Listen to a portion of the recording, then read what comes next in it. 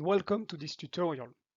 Today I'm going to show you how to draw a plane and position all the elements inside it using the SeatMap Display API. This API allows you to retrieve the cabin information for every flight in your flight order or flight offer. For the purpose of this demonstration, I previously did a search for one flight, one traveler in economic class. I attached the JSON reply in attachment of this video, and you can download it to follow the demonstration with me. But be assured that everything that I will show is generic to any flight or any number of passengers. Let's go. The SeatMap reply is composed of three main parts. The first one, the deck configuration, helps you to build the general layout of your plane. Here, we are telling you that every element on the plane can be positioned on a grid that will be 7 of width and 24 of length, like this. How to use this grid? The first case will have the coordinate 0, 0, and the last one will have the coordinate 6, 23, 6, sorry.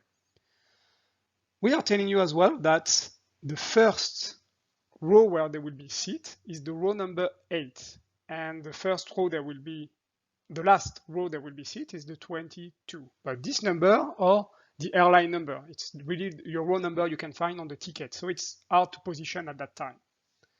Then we will also tell you where you can find the wings.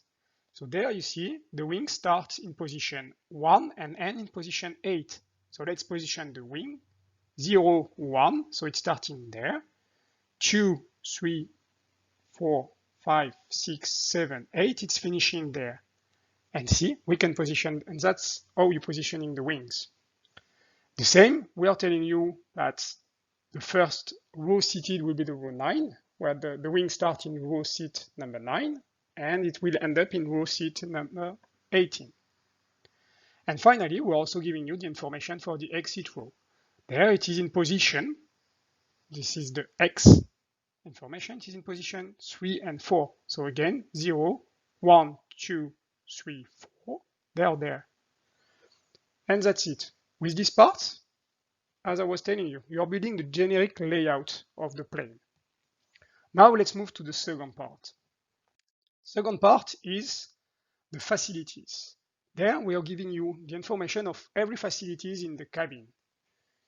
You can see, for instance, in this plane, so the first facilities is a facility type G, and we tell you that it is at the rear of row number 32, column A. Again, quite complex to position, but the easiest way for you to position facilities is to use the coordinate. Again, we see that there it is in X23, Y0. So it is the last one.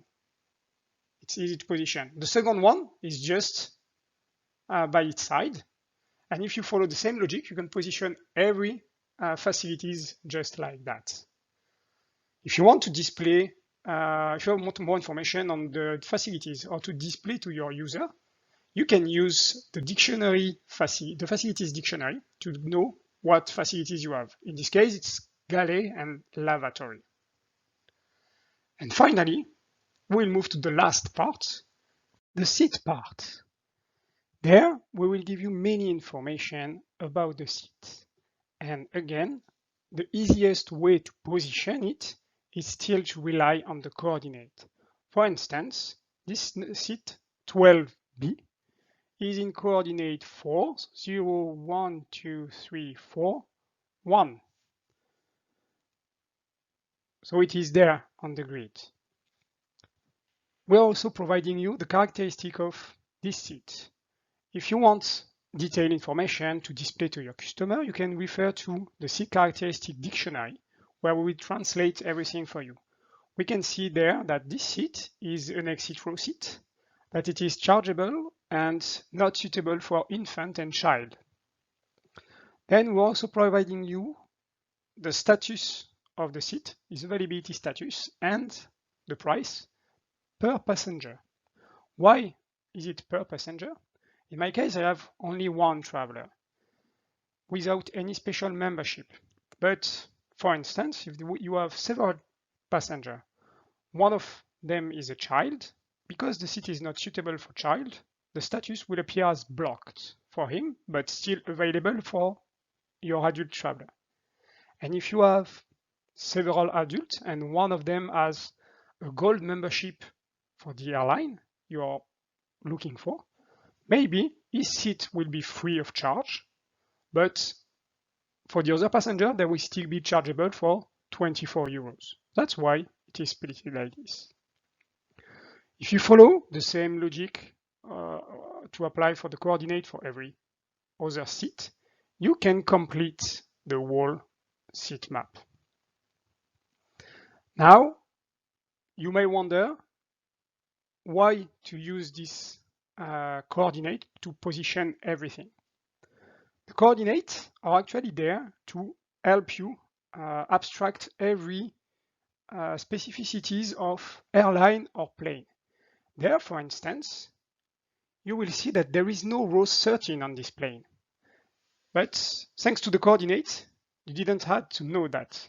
The same, the corridor is appearing there in front of you without knowing what the airline decided to do inside the plane. The coordinators are there to make it simple, to give you only one way to build every seat map, independently of what the airline decide to arrange the plane, what row they will put or they won't put. And that's it for this demonstration. Now you know how to build a seat map and display it to your traveler using our SeatMap Display API. If you like this demo and you want more, or if you have questions on SeatMap or any other API, come tell us in our Discord. Thank you for watching and goodbye.